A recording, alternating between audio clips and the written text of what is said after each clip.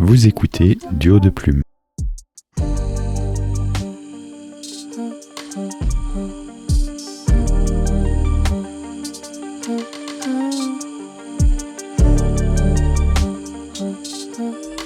Bonjour et bienvenue sur le podcast littéraire Duo de Plume. Je suis Cyril.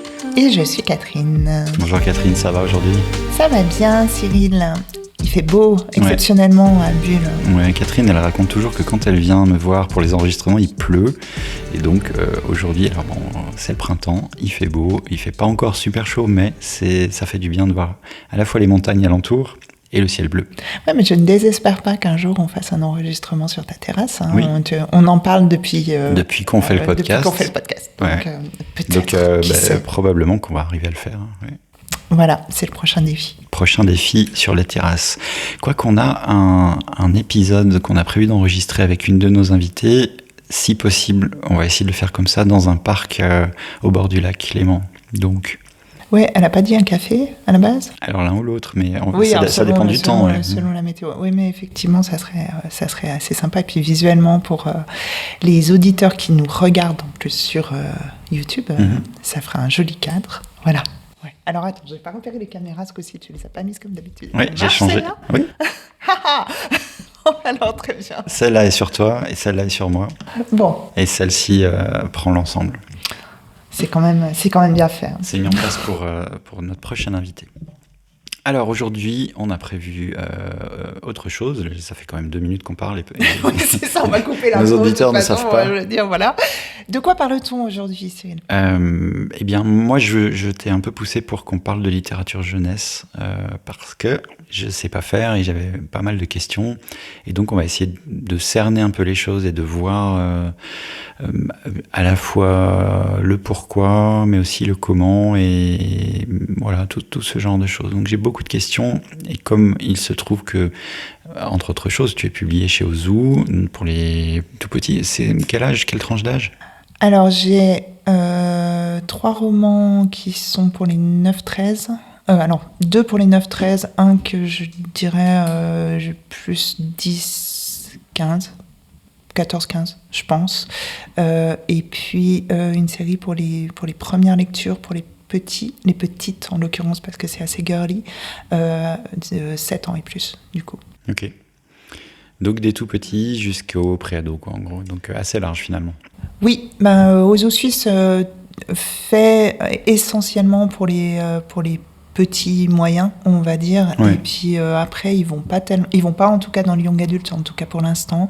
J'ai l'impression qu'ils commencent à élargir un petit peu leur ligne en termes d'âge et monter avec notamment les romans ados comme Christine Pompéi qu'on a reçu dans un précédent épisode qui a fait un roman ado. Il y en a quelques-uns qui sortent comme ça des séries un peu plus ados, mais essentiellement c'est pour de la jeunesse plus petite.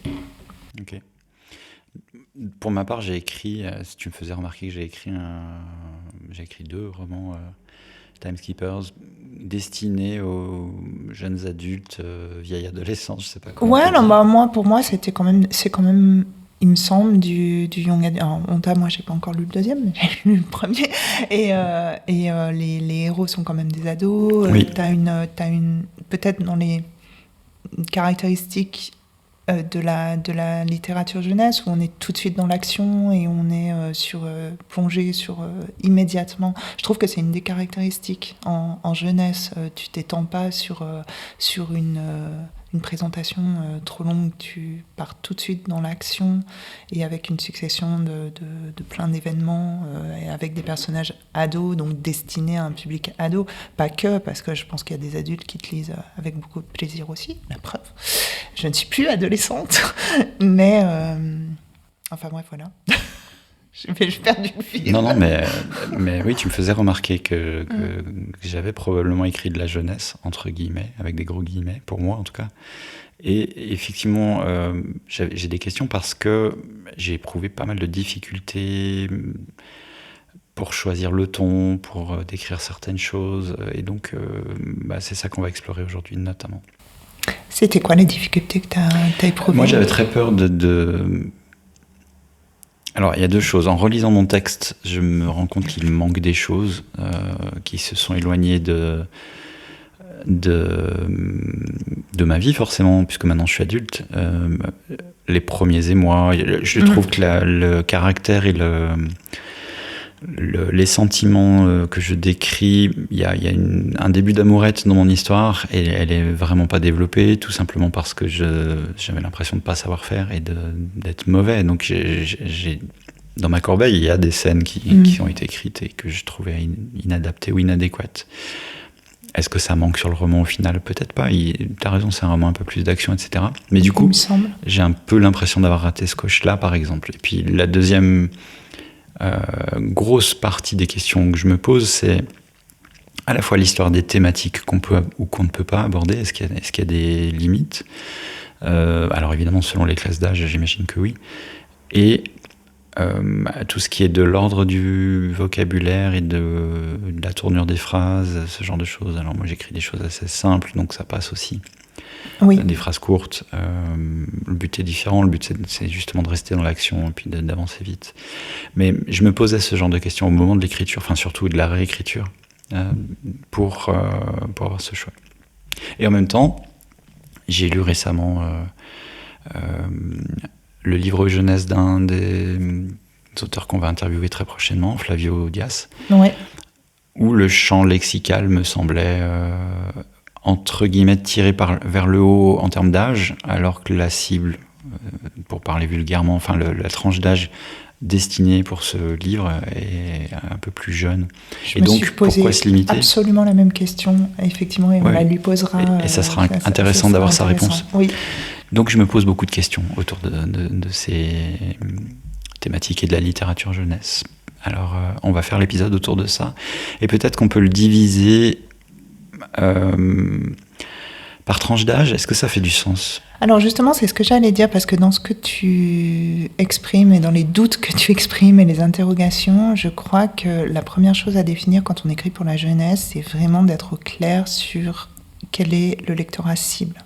Et je pense qu'il y a jeunesse et jeunesse. Et il y a des thématiques qui ne sont pas, à mon avis, abordables avec des enfants trop jeunes. Notamment, tu parlais de la romance entre les personnages, même bien évidemment sans parler de sexualité. C'est là où ça veut dire qu'on est plus en adulte, a priori, même s'il y a des ados, des grands ados, disons, est-ce que 17-18 ans, on considère qu'on est encore dans de l'ado ou dans du pré-adulte ? Voilà, c'est toujours des questions de classification qui sont difficiles à faire.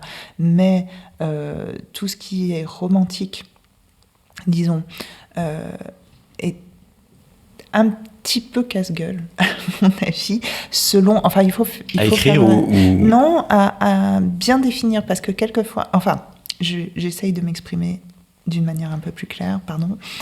En fait, moi, il m'arrive d'écrire des histoires ou des ébauches d'histoires où je me dis, OK, je vais cibler un lectorat qui sera, mettons... 11-14. 11-14, donc je vais prendre des héros qui ont... Moi, généralement, je choisis mes héros dans la tranche supérieure du lectorat que je vise. Donc ça veut dire que si je fais 11-14, pour mon lecteur, je vais prendre des ados de 14-15 ans. Donc des ados de 14-15 ans. Il y a une raison spécifique à ça ? Parce que j'ai un petit peu eu le sentiment en prospectant et en lisant de la jeunesse que c'était un petit peu comme ça que ça se passait. Et que c'était les ados vont s'identifier à des ados un peu plus grands, c'est ce qui les attend. Donc, et puis ils ont envie de grandir. Voilà, donc ça va être, me semble-t-il, forcément plus... Et puis bon, c'est ce qui transparaît dans les livres jeunesse en général. C'est un petit peu plus excitant pour un ado de, mettons, 12 ans de suivre des héros de 14 auxquels, en effet, il va s'identifier, plutôt que de suivre des bébés de 10 ans. Parce qu'à ces âges-là, t'as 12 ans, puis t'as 12 ans et demi, et t'es vachement plus grand qu'à 12 ans. Donc, plutôt partir sur des héros un peu plus grand, mais le problème auquel tu te heurtes, c'est que tu parles quand même à des enfants qui ont une sensibilité et une maturité émotionnelle moindre. Donc, tes ados de 14 ans qui vont avoir les hormones en ébullition, ceux qui vont lire, elles vont peut-être être moins en ébullition s'ils ont 11 ans. voire même, ça va les saouler, en fait. Et c'est extrêmement... C'est ça, c'est ça. bisou. Mais ils s'embrassent, Oui. mais etc.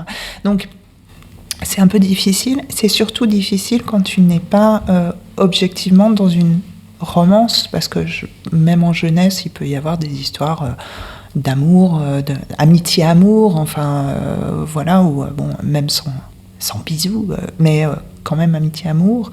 Mais tu vas avoir certains petits lecteurs que ça va gonfler.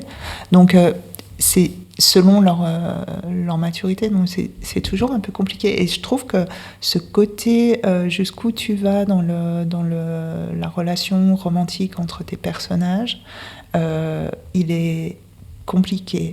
Et tu vois, j'ai lu récemment, ça me fait penser, ça illustre un peu le propos, mais c'est plutôt du young adulte, c'est John Green qui écrit... qui a écrit Où es-tu Alaska, qui a écrit Nos étoiles contraires. Tortue à l'infini. Ouais, et celui que j'ai lu n'est aucun de ceux-là, c'est La face cachée de Margot.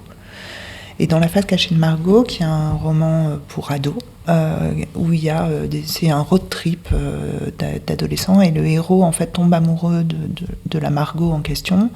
Il y a toute une partie où ils sont... Je spoil un peu le truc, mais grossièrement, j'ai bien aimé, c'est chouette. Il y a toute une partie où ils sont ensemble, ils font tout un tas de choses rigolotes, et puis après, elle disparaît. Et elle disparaît, et en fait, il comprend qu'elle est partie à l'autre bout du pays, ça se passe aux États-Unis, qu'elle est partie à des milliers de kilomètres, et elle lui fait tout un jeu de pistes, et il part en voiture, parce que bon, même s'ils sont jeunes, ils ont le permis de conduire tôt, je ne sais plus quel âge il a, 16-17 ans peut-être. Probablement 16 ans. Oui, c'est cet ordre-là, et ils partent à 3-4 dans la bagnole pour un périple de 25 heures pour aller la retrouver, parce qu'il y a, alors comme John Green connaît le job, donc il y a une deadline où s'ils n'arrivent pas avant telle heure, elle sera partie parce qu'elle va prendre un avion, donc il faut aller vite. Et en fait, c'est ce qui m'a frappée, mais parce que c'était mon regard d'adulte, c'est que c'est une histoire d'amour, puisqu'il est amoureux de cette fille et il va la rejoindre parce que c'est la fille qu'il aime et il n'y a qu'elle, et voilà. Mais il n'y a, je crois, y compris à la fin, à aucun moment de bisous ou à aucun moment d'envie d'avoir des bisous. Enfin, et c'est assez réussi en cela, parce qu'il est sûr de ne pas choquer son lectorat avec une scène... alors qu'on est sur quand même un ciblage qui me semble... haut, enfin c'est du ciblage young adulte, quoi. C'est pas des jeunes de 14 ans à mon avis qui vont lire ça, ou s'ils le lisent ils peuvent, mais ça ne leur est, me semble-t-il, pas destiné. Et alors moi en tant qu'adulte, ça m'a un peu frustrée. Enfin, c'est pas que je voulais une scène érotique, mais... Tu voulais pas d'échange de fluide, mais quand même. Pas d'échange de fluide, mais quand même un petit bisou à la fin, ou, et un peu plus de tendresse, ça m'aurait pas déplu, mais justement, et ça rejoint un peu ce que tu dis, c'est est-ce que c'est notre regard d'adulte qui fait qu'on se dit il manque un truc, mais ça va convenir aux ados, etc. Et donc pour remédier à cela, je pense que le meilleur des moyens, c'est d'avoir des correcteurs et des personnes qui sont au contact des ados au quotidien. Alors c'est ce qui se passe chez Ozu Suisse, c'est-à-dire qu'il y a des équipes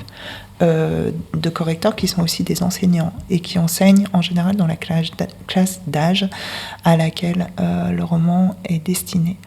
Et une fois que le texte est finalisé, bon, il y a tout un tas d'étapes et tout un tas de process avec la maison d'édition où on travaille le texte avec l'éditrice, et puis une fois qu'on l'a travaillé, qu'on a nous défricher un petit peu le terrain, on va envoyer à ces correctrices enseignantes qui s'occupent essentiellement de la cohérence et de l'adéquation des thèmes, du niveau de vocabulaire, tu parlais de la langue, des connaissances présupposées de cette tranche d'âge, et du niveau de développement émotionnel, pour savoir si ça convient ou pas. Mmh. Et je trouve que c'est assez précieux, en sachant que plus t'en écris, plus tu comprends. Et sur cette tranche d'âge-là, moi c'est vrai que j'en ai écrit 3 sur...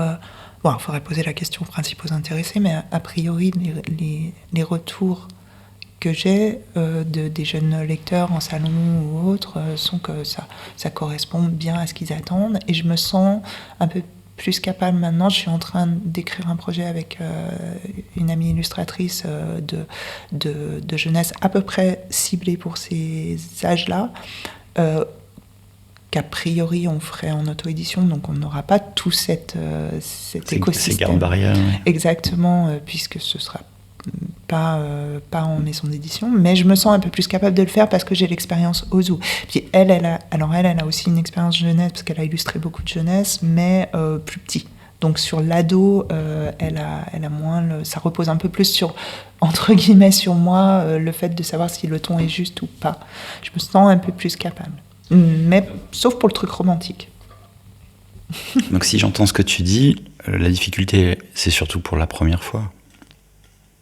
Dans une tranche d'âge, en tout cas. Oui, en tout cas, c'est pour la... Enfin, moi, ça a été le cas dans le sens où ces 3 romans-là, je ne parle pas des premières lectures, parce qu'on est quand même dans autre chose, mais les 3 romans que j'ai faits pour ados sont tous des romans qui sont dans le même genre, à savoir noir, / noir horreur pour les ados. Donc de toute façon la question du truc romantique, elle se pose pas franchement, parce que c'est pas le sujet, quoi. Et puis c'est les frissons. Ouais, c'est les frissons. J'ai écrit 2 frissons suisses et puis un horreur suisse qui était une collection à peu près similaire aux frissons. Les frissons suisses, bon, pour les éventuels non-suisses qui nous écoutent, c'est un petit peu comme les chairs de poule. C'est des petites enquêtes, des mystères, du polar jeunesse, avec en général une résolution heureuse. Enfin, c'est même pas en général, ça fait partie du cahier des charges. On va peut-être y venir après. Oui, je note. Tandis que les horreurs suisses, c'est la même chose, mais avec une composante surnaturelle. Donc, en ce qui me concerne, il y avait des zombies. Il y a d'autres livres de la collection où il y a des fantômes, où il y a diverses créatures. Donc, à partir du moment où on flirte avec le fantastique, ça peut faire un peu plus peur. C'est pour ça que je disais en introduction qu'il était, à mon sens, il est ciblé pareil par la maison d'édition. Moi, je dirais que quand j'ai des petits gars qui arrivent, qui sont tout excités parce qu'il y a des zombies sur la couverture, et puis que les papa-maman, ils me disent il a 8 ans et il adore les histoires de zombies. Je dis alors prenez-le, parce que on n'est pas ennemis de nos intérêts, et puis quand quelqu'un veut m'acheter mon livre, je ne le décourage pas ouvertement, mais je conseille aux parents de le lire d'abord. Pas que le gamin fasse des cauchemars pendant 8 mois derrière. Dans tout ce qu'on peut donner à nos gamins, de toute façon. Alors, si on prend merci pour cette belle intro. C'est large. Plus qu'une intro. Tu sais, moi, tu me lâches sur un sujet littéraire, on y va. Si on prend un peu plus de recul, et partons de toi, qu'est-ce qui t'a donné envie d'écrire pour la jeunesse ? Là, c'est vraiment jeune. Donc, pourquoi ? Qu'est-ce qui t'a poussé là-dedans ? Et je parle pas forcément d'Ozu, où, si j'ai bien compris, ils viennent chercher. En tout cas, pour les frissons, ils viennent chercher certains auteurs, puis c'est pas toi qui proposes, il me semble pas. Enfin, ouais, alors, donc, tous les autres, sauf moi j'ai proposé. Moi, j'aime bien faire les trucs de manière atypique. Catherine. Donc, oui, voilà, c'est ça. Mais, donc, comme quoi, c'est possible. Mais voilà, d'un point de vue général, qu'est-ce qui t'a poussé à écrire pour la jeunesse ? Alors, moi, j'aime bien les défis, comme tu sais, donc il y avait déjà l'aspect un peu défi des choses. Tiens, je sais pas faire, on va apprendre. Ouais, c'est ça. Après, le fait... Il y a plein de trucs que tu sais pas faire, donc pourquoi là-dedans et pas autre chose ? Moi, je continue à explorer d'autres pistes, Cyril. Mais ouais, alors je pense que c'était un peu un ensemble. Alors, quand tu me poses cette question, parce que je me la suis pas posée de manière formelle, mais une première chose qui me vient aussi, c'est de dire, comme c'est plus court, ça me permet de développer des idées que j'avais pas nécessairement pour la jeunesse, mais que j'avais envie d'écrire sur une thématique, ou en l'occurrence sur un lieu, parce que dans mes frissons suisses, le premier, le tombeau de la Reine Berthe, il se passe à Payerne, qui était la ville où j'habitais jusqu'à des temps récents, où il y a une abbatiale clunisienne, qui d'ailleurs je vous invite à aller voir si vous êtes dans le coin, elle est très belle. Et j'avais assez envie d'écrire quelque chose d'un petit peu mystérieux qui se passe dans cette abbatiale et autour du mystère du tombeau de la Reine Berthe, qui était la fondatrice de l'abbatiale, et pour la faire courte, on a paumé son tombeau. Donc je me suis dit, oh, tiens, ça peut faire un début d'histoire assez sympa. Et je l'avais un petit peu élaboré pour une histoire mystère, thriller, quelque chose comme ça, adulte, parce que j'écris pour les adultes. Et après, je me suis dit, mais peut-être que pour enfants, ça marche aussi, et je pourrais l'écrire plus vite et laisser la place à d'autres histoires ensuite. Et pour l'Escape Game, c'était un petit peu pareil. Alors, j'ai en horreur suisse. J'ai écrit donc l'Escape Game de Lézin, qui se passe dans le sanatorium abandonné des Chamois, qui est un vieux sanatorium dans lequel tous les Suisses qui font de l'urbex vont là-bas à un moment ou à un autre, et qui se prêtent tout à fait pour s'échauffer. Voilà, et pour qu'il se passe des problèmes. Et initialement, c'était même pas pour la jeunesse, je l'avais envisagé pour écrire un Gore des Alpes. Donc, Gore des Alpes, c'est je crois que c'est une maison d'édition à part, et c'est une série de très pop culture, d'horreur, de récits d'horreur, mais sur un mode grave adulte. C'est très gore, mais sur un mode humour, autodérision, etc. Et on m'avait un petit peu approché pour me dire, tiens, si tu écrivais un gore, parce que par définition, les auteurs qui écrivent du gore, ils écrivent pas que ça, parce que c'est quand même un petit amusement à côté. Et on m'avait suggéré, on me dit, oh tiens, écris donc. Alors je me suis posé la question, puis c'est tellement, là pour le coup c'était un défi, mais c'est tellement pas mon truc. Le gore, je voyais pas, je voyais pas l'axe. En revanche, l'idée d'écrire dans un hôpital abandonné où il se passe des trucs, ça me plaisait bien. Et puis, alors voilà, je saurais pas te dire comment c'est venu de se dire, tiens, et si je le faisais en jeunesse, mais peut-être quand tu as une envie d'écrire sur un thème ou sur un lieu, mais c'est peut-être pas suffisant pour les idées que t'as, elles sont peut-être pas suffisantes pour développer toute une histoire très complexe avec des ramifications, avec tout un tas de choses où t'as juste pas envie. Ce qui te vient, c'est quelque chose d'un peu plus simple. Donc ça peut coller pour une nouvelle, mais ça peut aussi coller pour du jeunesse. Ok. Donc là, on comprend bien le parcours pour Ozu. Emma Paddington, qui est plutôt destinée jeunesse aussi, même si apparemment on en vient de faire Genève, il y a plein d'adultes qui ouais, mais c'est ça. Mais tu sais, en faisant cet épisode, je suis avec tes questions en train de m'apercevoir qu'en fait, je suis une imposteur totale en auteur jeunesse, parce que Emma Paddington, c'est pareil. Quand j'ai écrit Emma Paddington, qui effectivement plaît beaucoup aux adultes, certes, mais aussi aux ados, et les lecteurs les plus jeunes, ils ont 10-11 ans, mais moi, j'avais pas du tout écrit Emma Paddington dans cette logique-là. Moi, je l'ai écrit pour adultes. Je me suis dit, oh, les ados, certains vont sûrement crocher. Donc je l'avais mis, je me souviens, comme c'est en édition indépendante, je l'avais mis au niveau tranche d'âge, tu sais, il faut toujours indiquer à partir de quel âge. J'avais mis 15 ans. Et pour les heureux détenteurs de la version brochée, si vous regardez sur la 4e, c'est marqué à partir de 15 ans.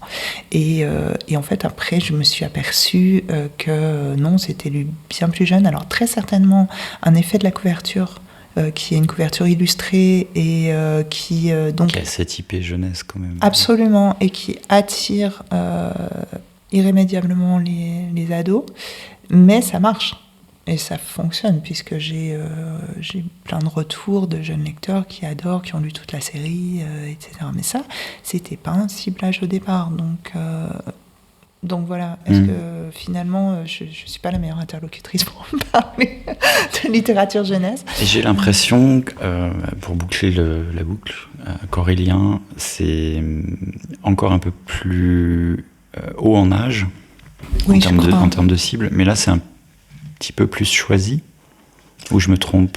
Non, tu te trompes pas. Je pense que c'est un petit peu plus haut, mais surtout au niveau du langage. Je pense que le langage est un peu plus complexe, peut-être un peu plus exigeant. Donc pour les très jeunes lecteurs, ils vont peut-être se perdre Bon, peut-être pas aussi, hein, mais au niveau du vocabulaire, des références, des sous-entendus, voilà, ce qu'on pourrait dire sur la littérature jeunesse, c'est qu'en général, quand même, c'est quelque chose qui est non pas simpliste, mais simple. Il y a le plus souvent une seule intrigue, elle est assez linéaire.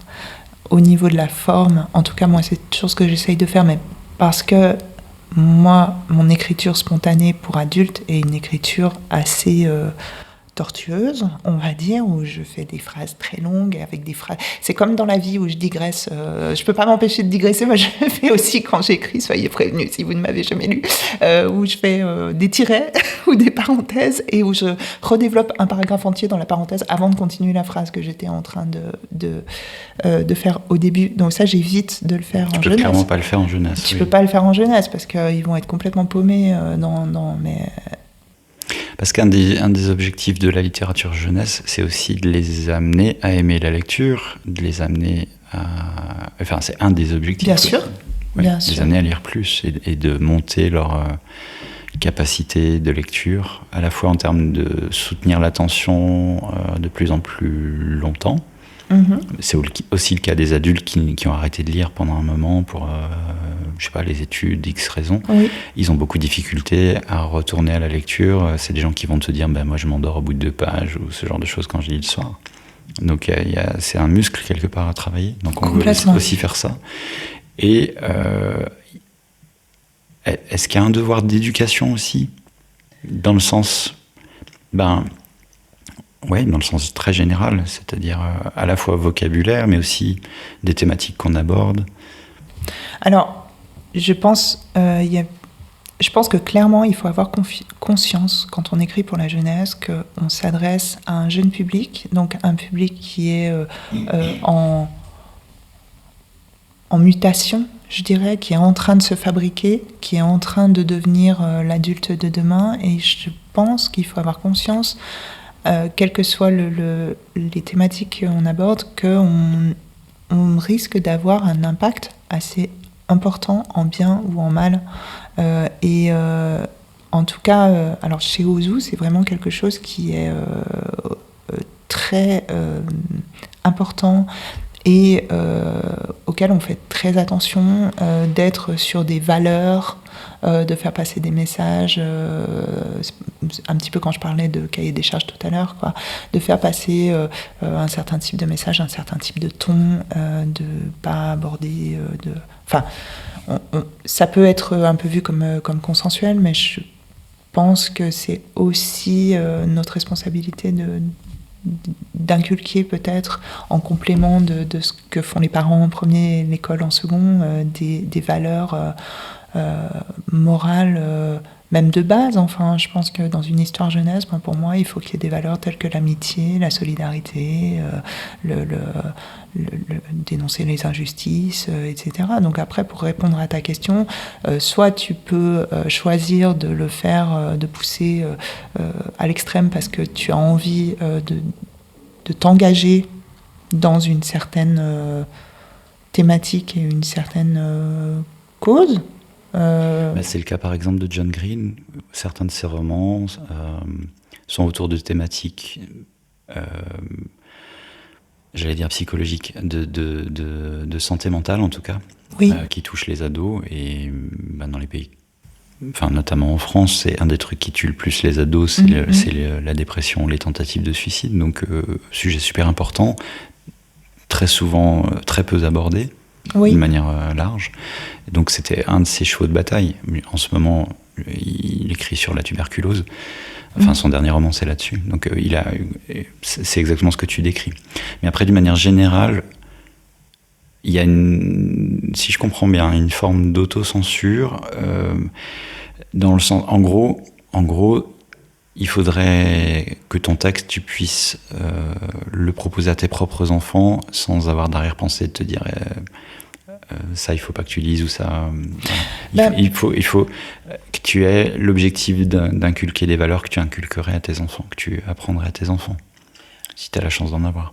En tout cas, moi je trouve, parce que je pense que même un ado, a fortiori un enfant, pour mûr qu'il puisse être, il n'a pas encore développer un sens critique comme le font la plupart des adultes, c'est-à-dire pas forcément tous les adultes, mais la plupart des adultes.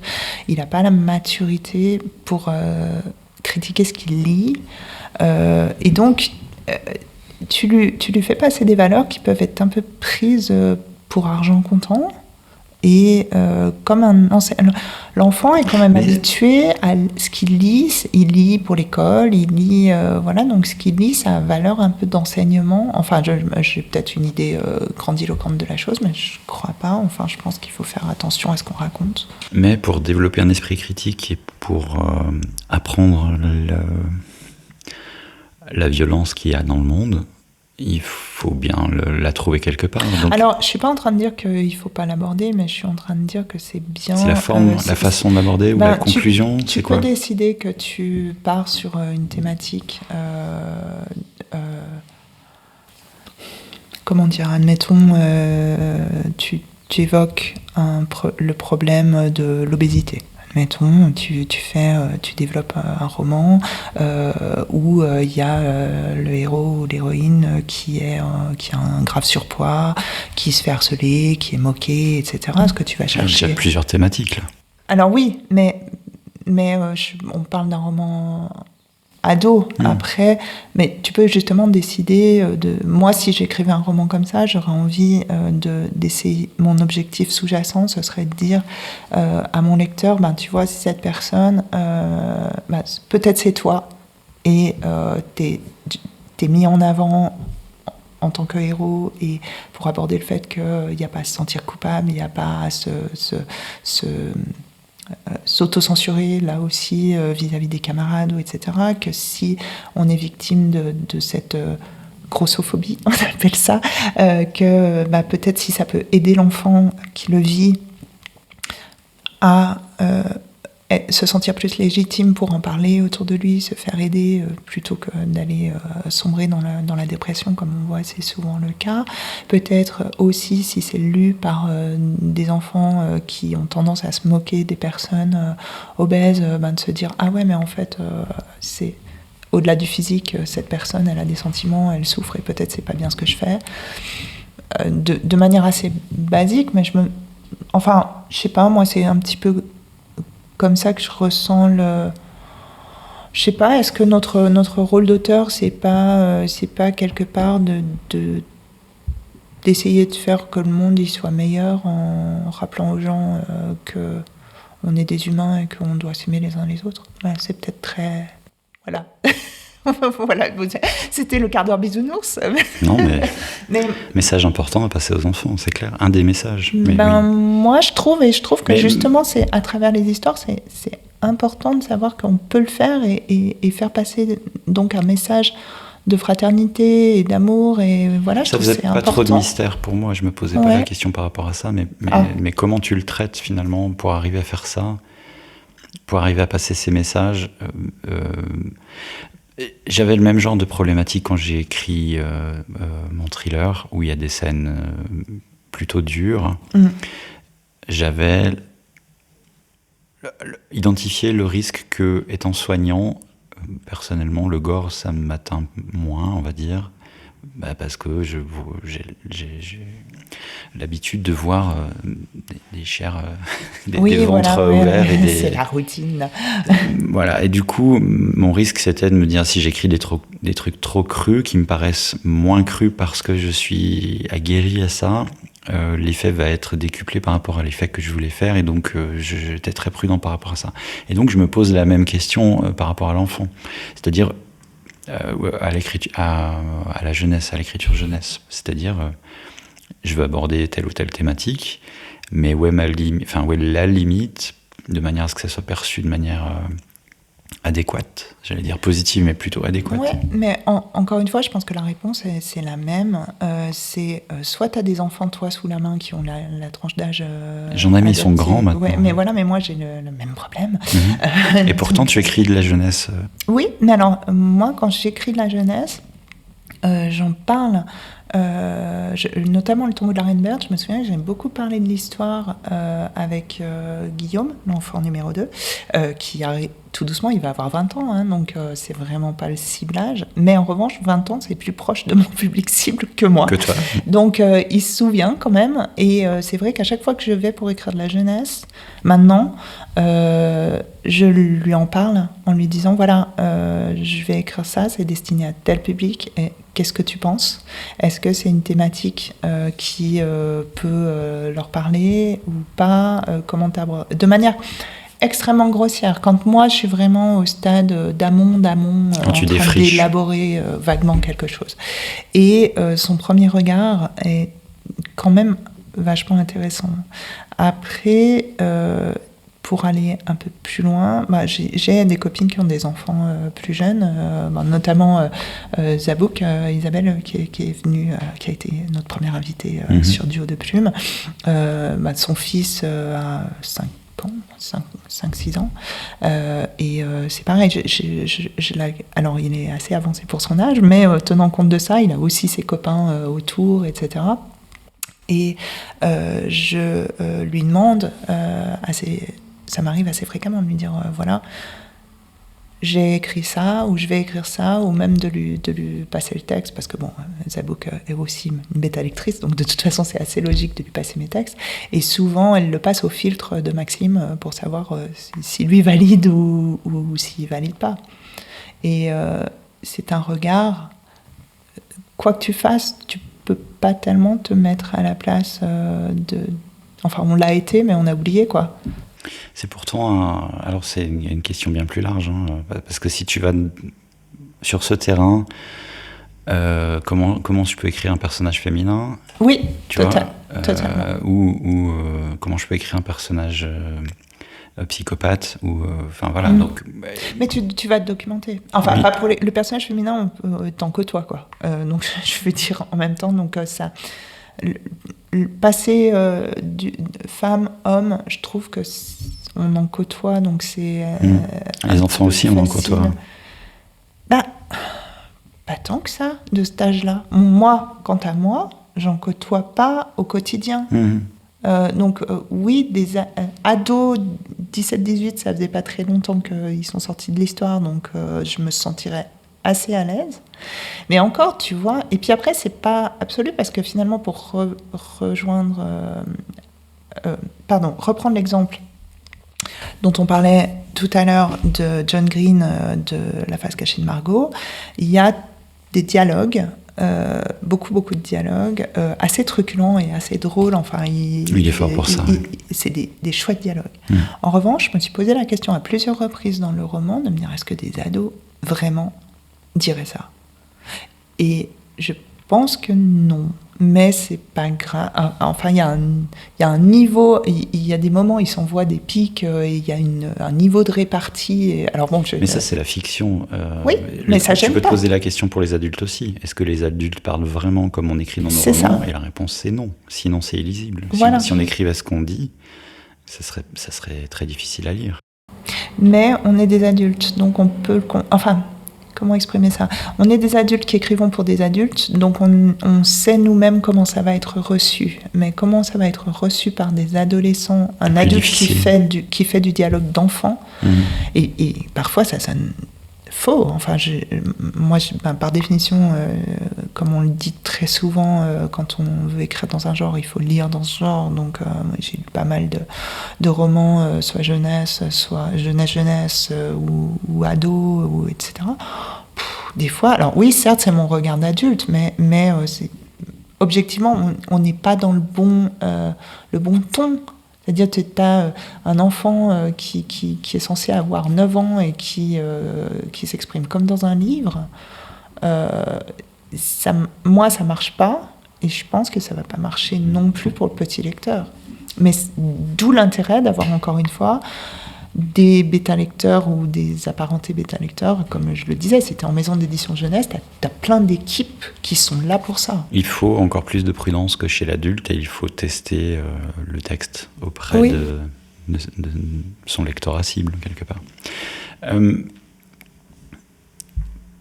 Techniquement, puisqu'on a un podcast où on parle écriture aussi, et une majorité de nos auditeurs sont des écrivains, ou en tout cas écrivent, ou des lecteurs. Intéressés par les coulisses. Par les coulisses. Oui. Alors tu vas me dire, ça dépend, et ça dépend de l'âge, mais ça dépend des est-ce qu'il faut un format plus court à la fois dans le nombre de pages totales du bouquin? Je me doute que oui, mais aussi dans est-ce que les chapitres sont plus courts, est-ce que les phrases sont plus courtes, est-ce que le champ lexical est plus réduit, est-ce que en fait on rejoint un petit peu le cahier des charges que tu décrivais. Donc comment ça marche? Alors chez Ouzou Suisse, il y a un cahier des charges. Il y a un cahier des charges. Ouzou, c'est vraiment une grosse maison. Ils font énormément de publications. Donc, il faut savoir ça et il faut être OK avec ça, avec le fait qu'on est nécessairement un petit peu circonscrit dans ce qu'on fait. T'as pas la liberté créatrice totale dans la forme, en tout cas, que tu vas avoir quand tu écris pour adultes. À savoir, notamment dans les collections qui sont bien installées, comme c'est le cas pour les frissons, où on est plusieurs auteurs à écrire des frissons, et il y a au moins une vingtaine de titres publiés, et si ça se trouve, on est plus près des 30. Bref, on est dans quelque chose d'extrêmement formaté, je dirais, où tu as un nombre de signes, tu as un nombre de signes par chapitre, tu as un nombre de chapitres imposés, et tu as quelques... Alors sur l'histoire elle-même, dans la collection Frisson Suisse, il faut que ça se passe dans un endroit en Suisse, ce qui tombe un peu sous le sens. Là, c'est plus des problèmes de collection et de choix. Exactement. Voilà. Alors ça, après, il n'y a pas énormément d'autres contraintes, sinon le genre, puisque ça correspond à du genre noir, mystère. Mais oui, sur le découpage, la maquette finale, tu dois te débrouiller, c'est-à-dire que, et c'est vraiment strict, s'ils disent 90 000, si tu es à 92 300, on te fait redescendre à 90 000. Mmh. Et puis les chapitres, il faut qu'il y en ait, je crois, c'est 10, plus ou moins prologue, plus ou moins épilogue. Si tu en fais 14, on te dit non, 10. Donc à toi de te débrouiller pour rentrer dans ce moule-là, parce que c'est ça qui fait l'identité de la collection. Avec Horreur Suisse, qui était une nouvelle collection, j'ai eu la chance d'initier la collection avec Olivia Guérig, et les 2 premiers romans de cette collection qui sont parus, c'est les 2 nôtres. Donc il y avait aussi un cahier des charges initial, mais qui était plus négociable, en vérité. Et alors l'idée, c'était d'à peu près calquer sur les frissons, mais je me souviens que moi j'avais vraiment écrit une histoire un peu plus complexe, avec un escape game, avec des énigmes, etc. Donc je me suis retrouvée à déborder sur le nombre de signes par rapport à ce qui m'avait été dit. Et alors, je n'ai pas la prétention de penser que c'est parce que j'avais débordé qu'ils ont augmenté la fourchette, mais en tout cas, j'avais écrit à l'éditrice un peu désespérée parce que je ne savais pas comment raccourcir, en lui disant, bon, j'avais quand même nettement plus. Et elle m'a dit, non, mais on va... de toute façon, on va les faire un petit peu plus gros. Donc, en termes de produits finis, si je puis dire, les frissons, c'est 100 pages à peu près, et Horreur Suisse, je crois que le mien, il fait 123, quelque chose comme ça. Mais il y a des illustrations avec. Oui, il y a des illustrations. Ce qui est aussi, un chapitre sympa, le côté illustration. Moi, c'est vraiment quelque chose qu'on ne connaît pas. Bon, bien évidemment, c'est pas moi qui les ai faites, je suis bien incapable. Donc, on travaille en fait en triangle avec l'éditrice qui est le maître d'œuvre et qui coordonne un petit peu tout, et avec l'illustratrice. Et ça, c'est quelque chose que je connaissais pas du tout avant de faire de la jeunesse et que j'apprécie beaucoup. Je sais pas si je développe. C'est toi le maître du temps. Non, mais je voulais rebondir. Donc, on a une idée sur la longueur des romans. Du coup, le découpage en chapitres, il est assez régulé aussi, mais c'est pas des règles absolues. En fonction de ce qui se passe et de l'histoire, ils peuvent éventuellement, je parle de l'éditeur, faire un choix de faire quelque chose d'un peu plus long.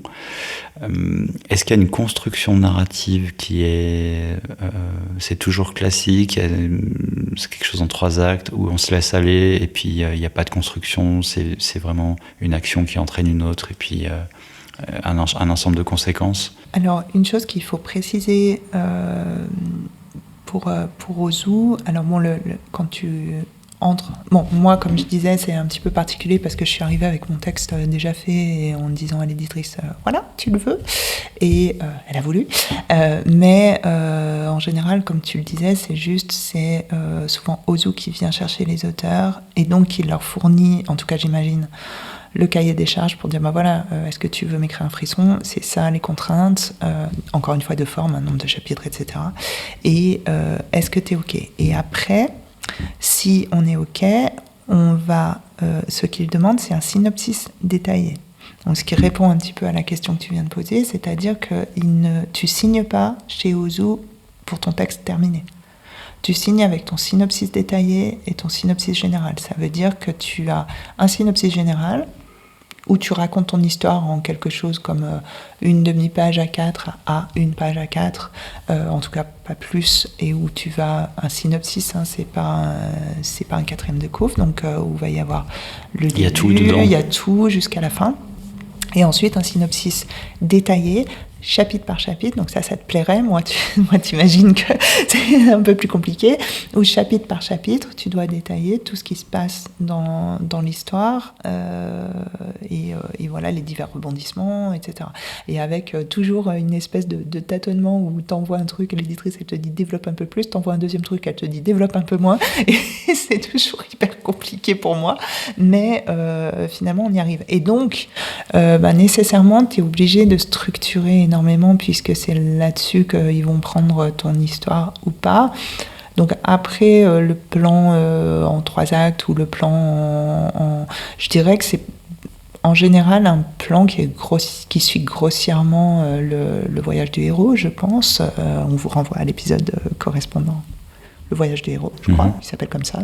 On a fait tout un épisode là-dessus. Sur la structure, oui. Sur la structure et la manière de structurer un roman. Il y a plein de méthodes qui existent, mais grossièrement, le voyage du héros, c'est un gars au départ, il a un premier enjeu, il va être aidé, il va avoir des problèmes, il va changer d'idée, il va avoir un deuxième enjeu, il va avoir des ennuis, il va y arriver, il va arriver changer à la fin. Non ? Bon, voilà. Tu sais à peu près, tu suis. En tout cas, tu suis... Moi, pour les frissons, c'est grossièrement ça que j'ai suivi. Et pour pour Horreur, c'était un peu plus complexe comme trame. Mais pour les frissons, oui, j'ai suivi ça. Et je pense que dans tous les cas, c'est ce que je disais aussi en préambule, quand on écrit pour la jeunesse et même pour les ados, je pense que la progression narrative linéaire est souhaitable, dans le sens où ça va être un petit peu compliqué de faire une intrigue avec des flashbacks, avec une deuxième intrigue qui vient s'intercaler dans la première, etc. Parce que alors tout dépend encore une fois à qui on s'adresse, mais pour de la jeunesse, je parle pas du young adulte, je parle vraiment de la jeunesse. Il faut quand même pas oublier que ce sont des lecteurs non pas débutants, mais tu l'as très justement dit tout à l'heure, et c'est exactement ça, on les fait passer avec nos romans ados, du roman vraiment enfant au roman adulte sans illustration. Donc ils ne sont pas encore des lecteurs aguerris. Donc si on commence à faire des allers-retours temporels, des choses trop implicites et plusieurs intrigues en même temps, alors il y en a qui vont très bien s'en sortir, mais il y en a d'autres, on va les perdre en route. Donc il ne faut pas être trop complexe non plus. Et la difficulté étant à la fois de ne pas être trop complexe, mais de retenir l'attention et de les émoustiller, d'avoir des rebondissements qu'ils n'ont pas vu venir et de leur donner envie de tourner les pages. Comme pour les adultes en fait. Il y a des ressorts importants j'ai l'impression, tu me corriges si je me trompe, mais il y a des ressorts importants dans cette littérature, dont notamment des ressorts humoristiques pour certaines scènes, etc. Et je trouve déjà ça difficile chez les adultes, mais comment tu t'adaptes pour faire des blagues en fonction de l'âge, etc. Est-ce que tu as utilisé ça, toi ? Alors, un peu. Alors, c'est pas tellement. Bon, les frissons, tu te roules pas par terre en permanence, donc c'est. Mais c'est pas l'objectif de la collection, je suis d'accord. C'est pas l'objectif de la collection. Il y a bien un moment où tu es obligé de relâcher l'attention de ton lecteur. L'attention en 2 mots. Oui, et mais ça rejoint ce qu'on me disait tout à l'heure, c'est que je pense que toi, tu vas déjà lire de la littérature avec le même ciblage d'âge pour voir quel est le niveau qu'est-ce qui fait rire les gamins de cet âge, si on parle de l'humour, voilà, qu'est-ce qui fait rire les gamins de cet âge. Donc tu peux lire des bouquins qui leur sont destinés et qui ont eu du succès pour voir un peu ce qui les fait marrer, et puis après tu testes. Oui. Puis après tu testes, et puis tu vas avoir... C'est un petit peu la même chose pour quelquefois, moi j'ai des difficultés pour... comment est-ce qu'ils parlent entre eux. J'avais une scène, alors pas pour Ozu, mais sur l'autre projet dont je parlais, une scène avec 2 adolescentes dans un bus. Elles ont une quinzaine d'années. Et elles s'interpellent. Et je savais pas... j'ai mis « Ah, ma chérie, t'es là ». Et après, je me suis dit « Ok, ma chérie, je pense que ça joue pas. » Des ados de 15 ans, elles vont pas se dire ma chérie. Donc j'ai posé la question. Alors, j'ai posé la question à une collègue de boulot qui est une jeune adulte, enfin elle a 21 ans je crois. Et je lui dis est-ce que ça marche ma chérie? Alors, elle me dit pas du tout.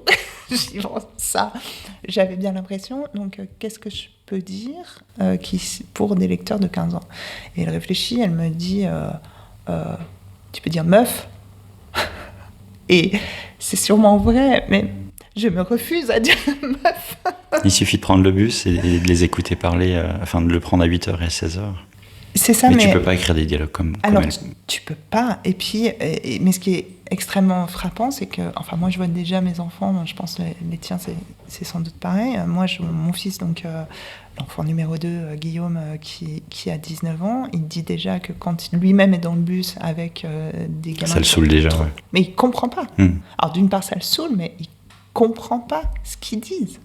Et effectivement, enfin, quand tu es dans les transports en commun avec des jeunes qui parlent entre eux, alors que ce soit des ados ou même des jeunes adultes qui discutent entre eux et qui sont un peu dans une discussion enflammée, tu as l'impression qu'ils parlent une autre langue. Oui.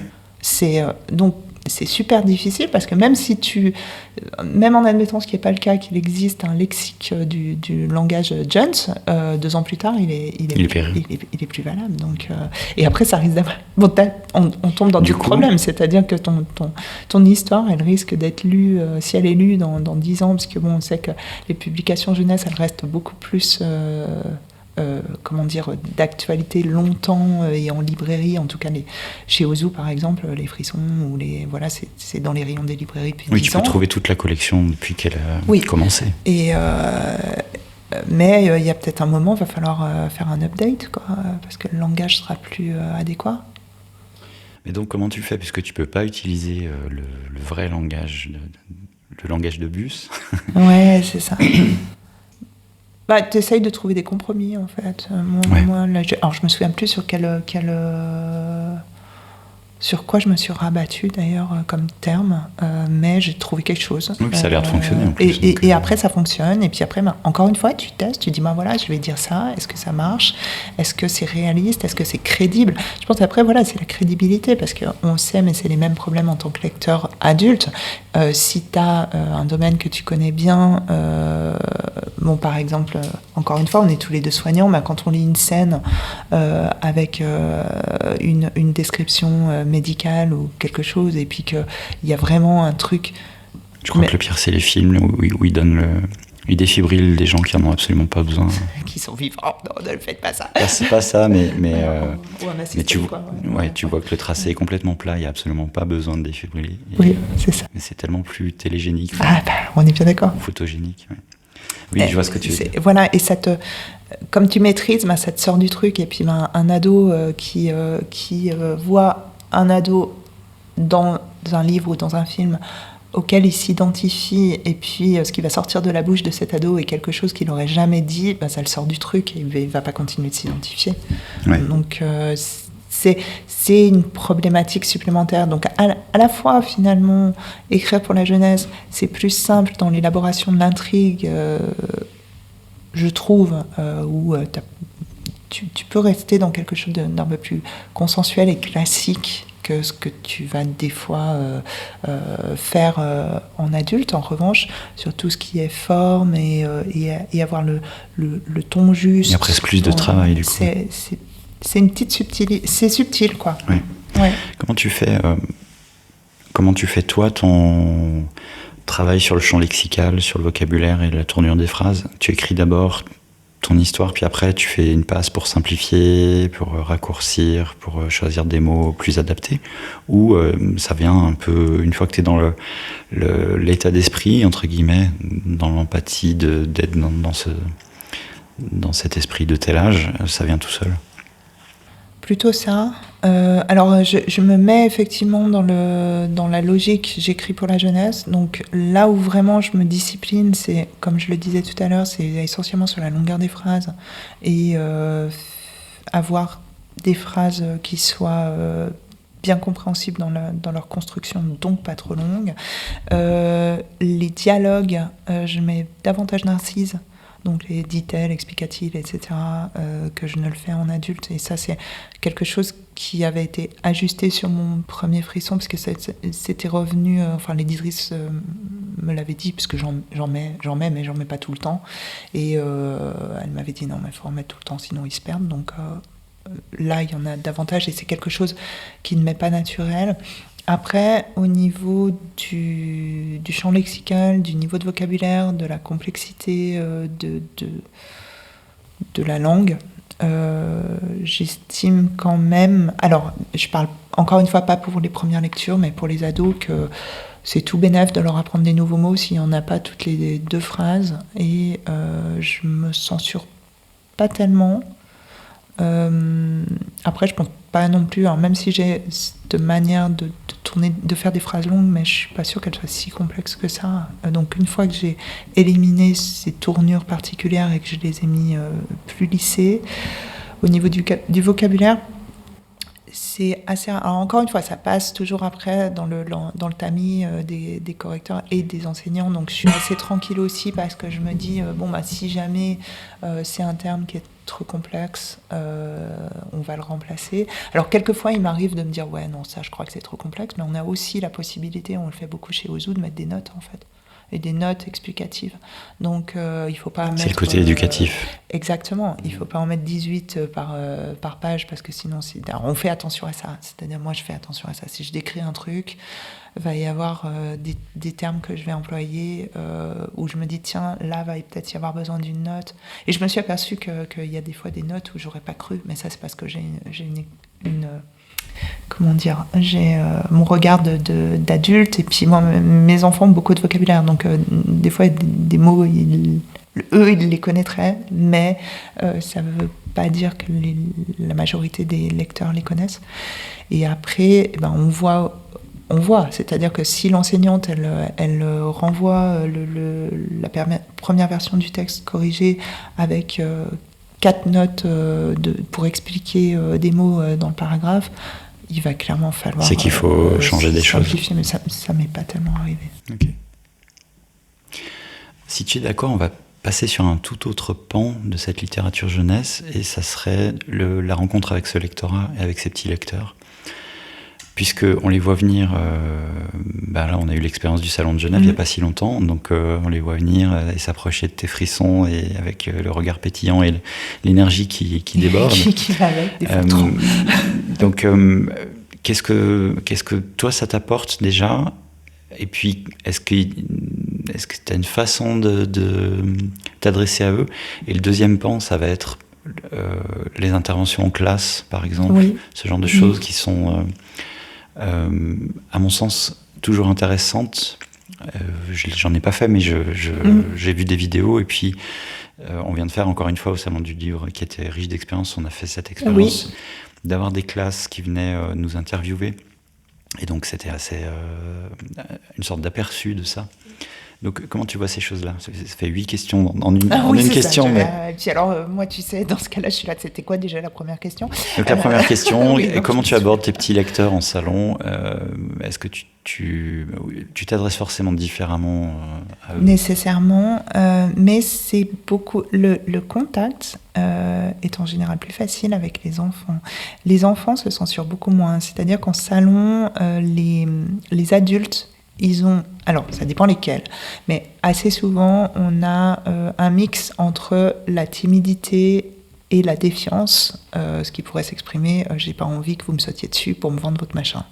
Donc, très souvent, je pense que tous les auteurs qui ont fait des salons ou des dédicaces l'ont vécu. Il y a l'adulte qui s'approche, qui a le regard attiré par un des livres qui sont installés devant nous et qui reste à un bon mètre de distance avec les paupières un peu plissées, surtout s'il est presbyte, pour essayer de voir, de décrypter les titres et de deviner, grâce à son super pouvoir, ce qu'il y a à l'intérieur du bouquin. Tu sens qu'il y a une zone de sécurité qu'il ne veut pas franchir. Ouais. Alors, est-ce que je comprends? Mais c'est pas tout le monde non plus. Hein. Non, mais c'est beaucoup. Et l'enfant, lui, va venir directement.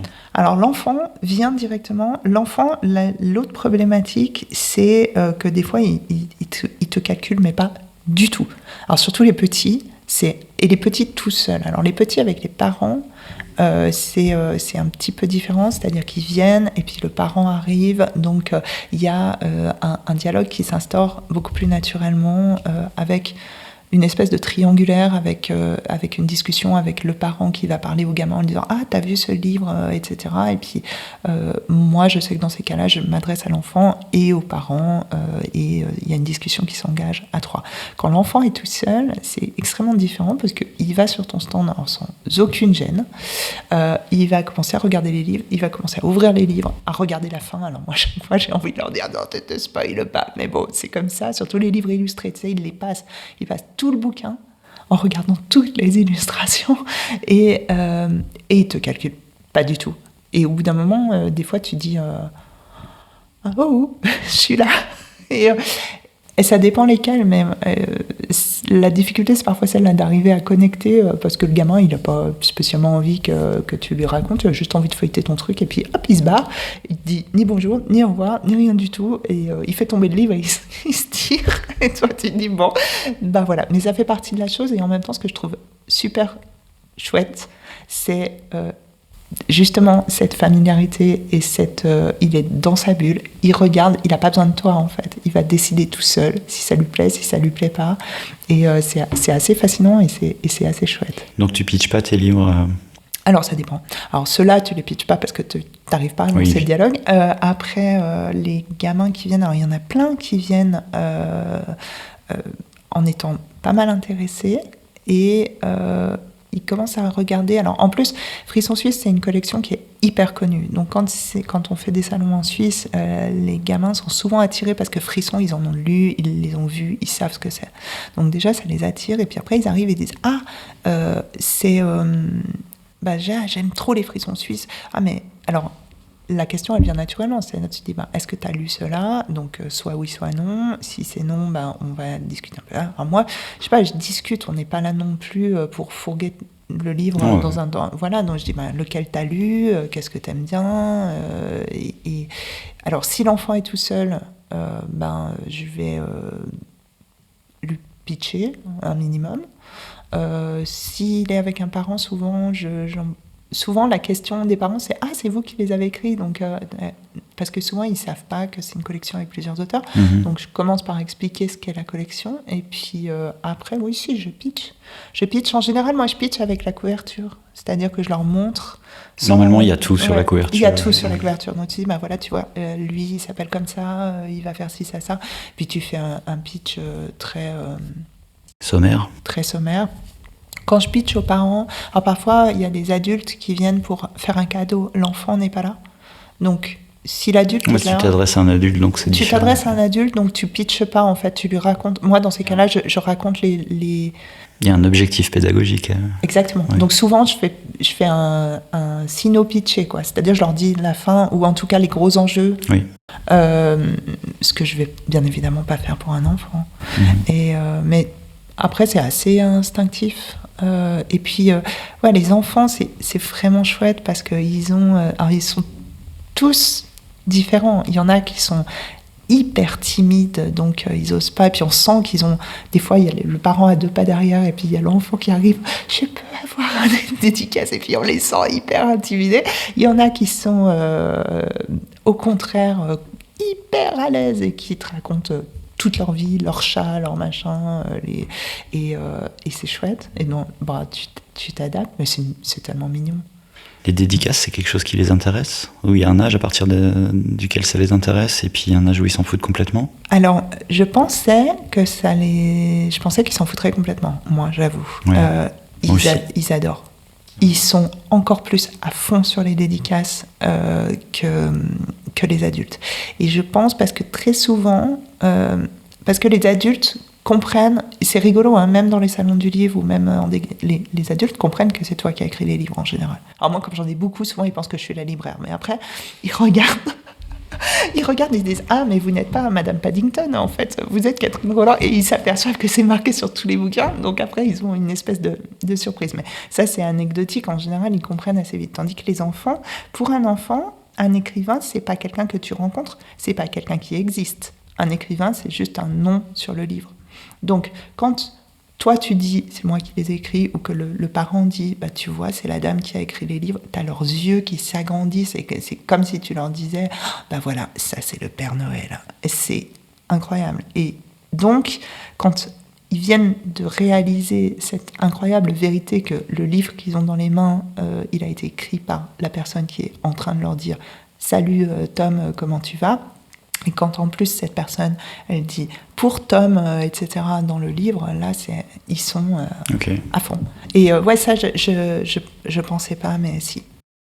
C'est cool de découvrir ça. Ouais, oui, c'est cool. C'est cool. Et tu sais, la joie des enfants, elle est spontanée et ils s'auto-censurent pas, donc s'ils sont heureux, nous en tant qu'adultes, on va se mettre une espèce de retenue. On va filtrer beaucoup. Voilà, que l'enfant n'a pas, donc il est trop heureux et ça fait tellement plaisir de faire plaisir. Enfin, ça met la banane. Les dédicaces pour les enfants, c'est génial.